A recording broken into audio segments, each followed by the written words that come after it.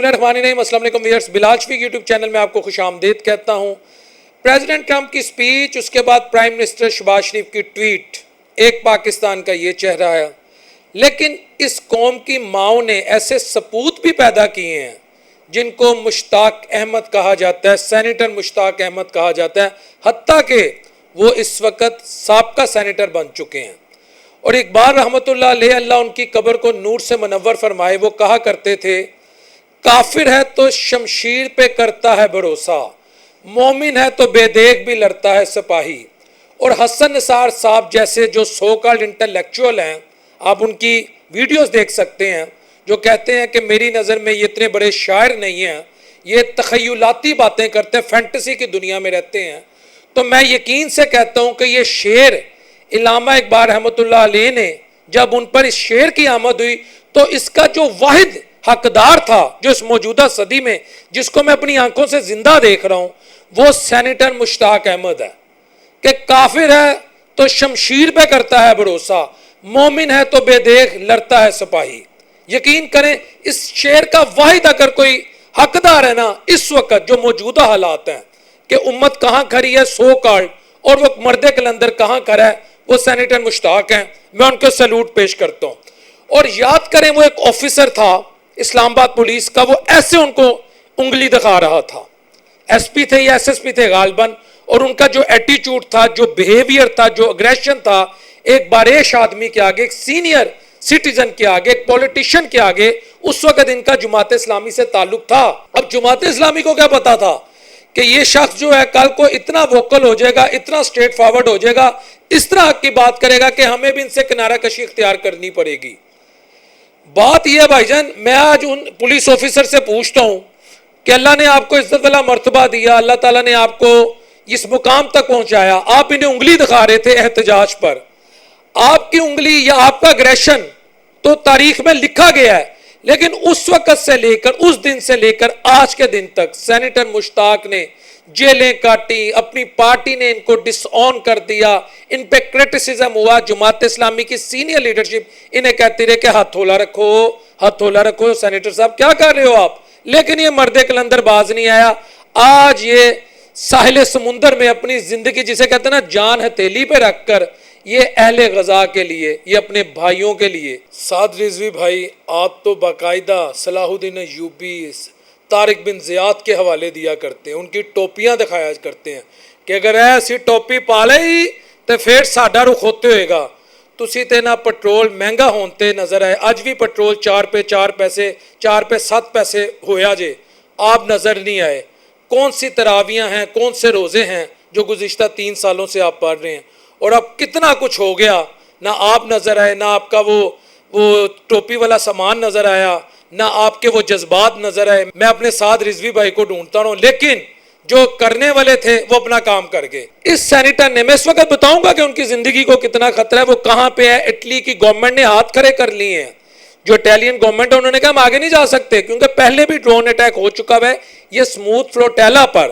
کیونکہ بیسیکلی یہ 40 کشتی ہیں،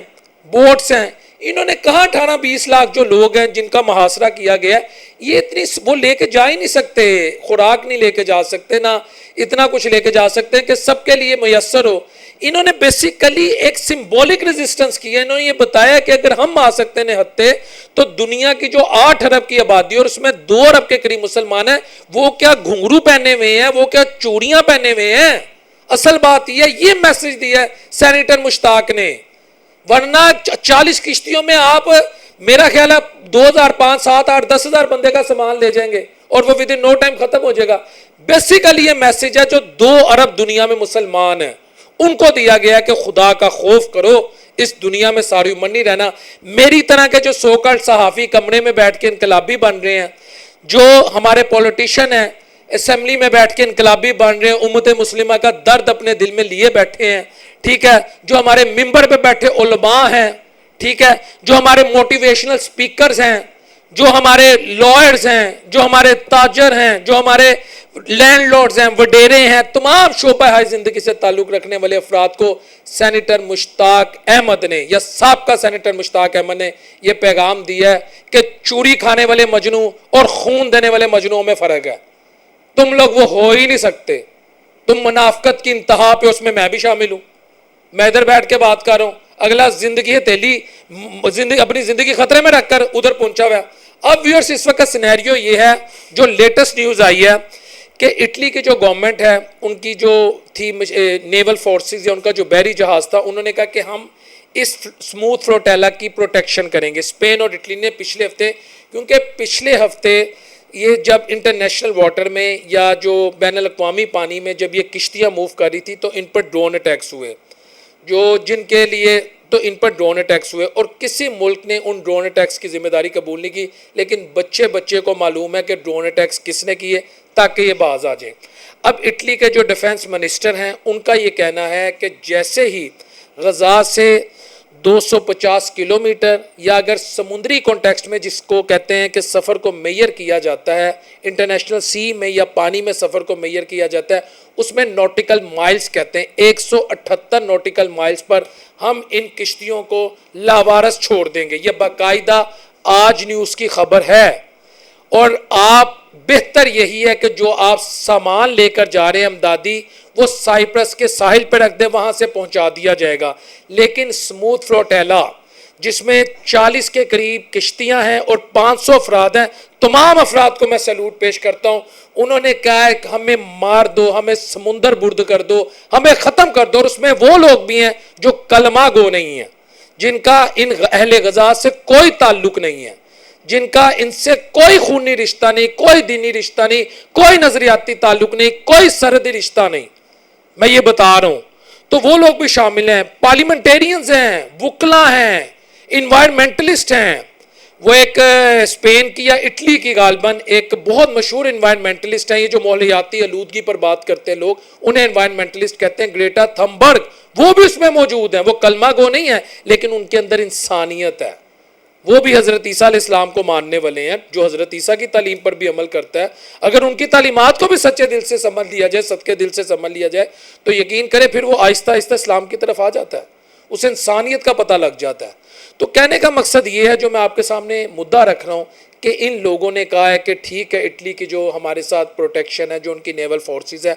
آپ ہمیں چھوڑ بھی دیں، ہم نے یہ جو ناکہ بندی ہوئی ہے، ہم نے اس کو توڑنا ہے، ہم نے وہاں پہ پہنچنا ہے۔ ہمارے فونز جو ہیں جیم کر دیے گئے ہیں، ہمارے رابطے جو ہیں وہ سارے توڑ دیے گئے ہیں، لیکن we are not going to surrender, we are not going to falter in the face of danger, we will reach the destination just to tell the world that yes we can do it, if we can do it then why can't you do it, اگر ہم کر سکتے ہیں تو تم کیوں نہیں کر سکتے۔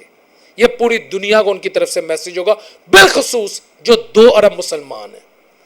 یہ وہ لوگ ہیں، ان کے بھی بیوی بچے ہیں، ان کے بھی مائیں ہیں، ان کے بھی والدین ہیں، بھائی ہیں، کاروبار ہے، ان کو بھی تکلیف ہوتی ہے، انہیں بھی خوف آتا ہے، ان کے گھروں میں بھی ہم سے زیادہ ہو سکتے حالات بہتر ہوں، لیکن یہ اپنے نرم بستر، یہ اپنی وہ آسائشوں والی زندگی، لگزوریس لائف چھوڑ کر اس وقت یونان کے ساحلوں سے ہوتے ہوتے غزہ کی طرف موو کر چکے ہیں۔ یہ ہیں وہ لوگ جن کے بارے میں کہا جاتا ہے اس دنیا میں رہ کے اس دنیا کی تیاری کرتے ہیں۔ سرکار واسف علی واصف رحمۃ اللہ علیہ فرما گئے ہیں۔ بس اس سے زیادہ میں کوئی پیغام نہیں دوں گا۔ السلام علیکم ورحمۃ اللہ وبرکاتہ۔